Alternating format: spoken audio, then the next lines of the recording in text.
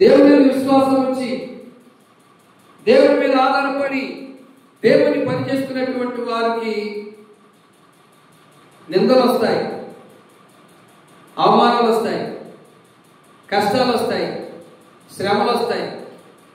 ఎందుకంటే ఈ సాధారణ బ్యాచ్ ఉంటారు కదా, ఊరకనే నాలుగు అన్నట్టుగా ఆ నాలుగుతో సినిమాలు చెప్తుంటుంటారు చెడగొట్టడానికి. అది వినకూడదు. విన్నా కానీ పౌలు గారు సౌలుగా ఉన్నప్పుడు మంచి అధికారం ఉంది, సైన్యాధిపతి, బాగా జీతం వచ్చేది, బాగా డబ్బు ఉంది, దేవుడు పిలుచుకున్నాడు, సేవకు వచ్చాడు, అన్ని పెద్దగా ఇచ్చుకుని వచ్చేసాడు. అందుకన్నాడు పౌలు గారు అన్నాడు, బ్రతుకును క్రీస్తే సావైనా లాభమే. ప్రభు కోసం నిందలు అనిపించడానికైనా ఇష్టమే, ప్రభు కోసం ప్రాణం పెట్టడానికైనా ఇష్టమే, ప్రభు కోసం నా డబ్బైనా ఖర్చు పెడతా, ప్రభు కోసం నా బలమైన ఖర్చు పెడతా, ప్రభు కోసం నా సమయాన్ని కూడా హెచ్చిస్తా అని తీర్మానం చేసుకుని వచ్చాడు. అలా వచ్చినందుకు 3 సార్లు కొరడాదెబ్బలు కొట్టారండి. ఎవరిని? పౌలు గారు. మిమ్మల్ని కొడతారా? ఒక మాట అంటేనే సిగ్గు పడిపోయినట్టు దేవుని పరిచయం మానేస్తున్నాం. ఒక మాట అంటే సాతానుగా చేయడం సిడు మాటలు అంటారు, అవి మనకెందుకండి? ఆ మాటలే వినిపిస్తారు సాతాను గారు. చూడండి, ఆ బిందులో నీళ్ళు, ఈ బాటిల్లో నీళ్ళు,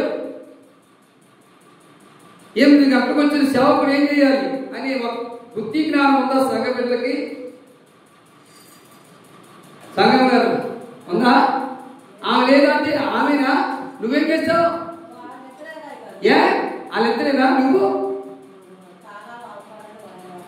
తాళాన్ని ఎంతకు ఇచ్చారు? 10 తాళాలు ఇచ్చా, 10 తాళాలు ఇచ్చా. సరే, వాళ్ళిద్దరు అంటున్నారు కదా, వాళ్ళిద్దరు ఆశీర్వాదాలు పొందుకుంటారా? మీకు వద్దా?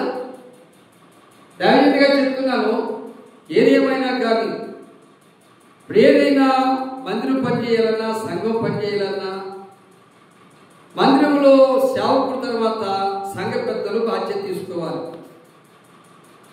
సంఘ పెద్దలు బాధ్యత తీసుకున్నాక సంఘస్థులు బాధ్యత తీసుకోవాలి. కాబట్టి ఈ క్రమాలు నేర్చుకోనండి. పరలోక ముందండి ఆశీర్వాదాలు పొందాలంటే వాళ్ళే కాదు, మీరు కూడా అమ్మా ఈరోజు మీరు వెళ్ళొద్దు, మేము వెళ్తాం, ఏ బాధ్యత మీకు లేదా? ఆశీర్వాదం మీకు వద్దా? అందుకే మనమ్మగారు ఆశీర్వాదాలను ఆగిపోతున్నాయి. మరి మీ ఆశీర్వాదాలు కూడా ఆగిపోతున్నాయి. ఎవరు పని చేస్తారో వారికి జీతం ఇస్తాడు రైతు. పని చేయకుండా ఉన్న వాళ్ళకి జీతం ఇస్తాడా?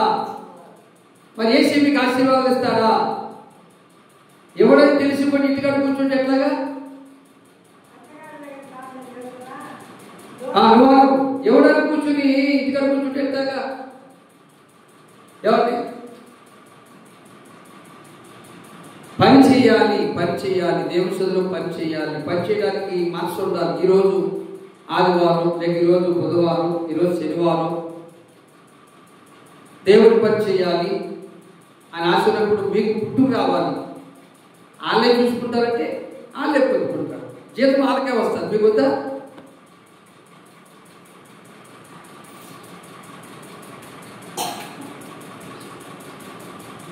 ఇప్పుడు రత్నకుమార్ ఉంది, బాధ్యత అప్పగించాం. పెద్దగా ఉంది కాబట్టి, పని చేస్తుంది కాబట్టి, సహకరిస్తుంది కాబట్టి అప్పగించాం.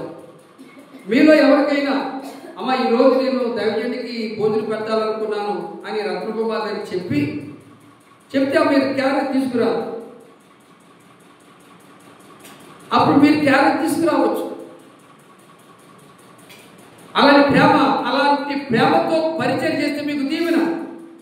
మా రత్నకుమార్ ఈరోజు మేము మందిరం ఉంచడానికి వెళ్తున్నాం, మీరు వెళ్ళొద్దులే, తాళం మాకు ఇయ్యండి తీసుకుని వచ్చి మందిరం ఊడిస్తే, సాపలేస్తే అది మీకు ఆశీర్వాదం.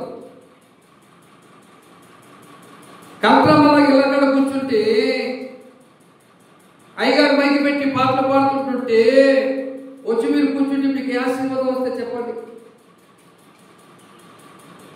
ఇది ఎవరిది? క్రీస్తు యొక్క శరీరం, ఈ సంఘం. ఏమంటుంది పౌలు గారు? చదవమాట. ఆ గజ్జల మీద తాగా పెట్టింది, నాకేం బాధలు వచ్చేది. ఇప్పుడు చూడండి, కొలస్సీ సంఘం వెళ్తాడు. ఇప్పుడు మీ కొరకు నేనంటే సేవకుడు అనుభవించుచున్నా శ్రమలేదు.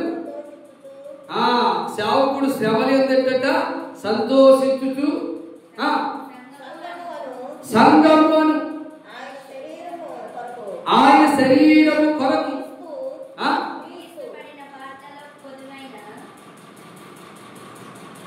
సంఘమును శరీరం కొరకు క్రీస్తు పడిన పాటలు కొదువై అంటది, కొదువైన అంటది.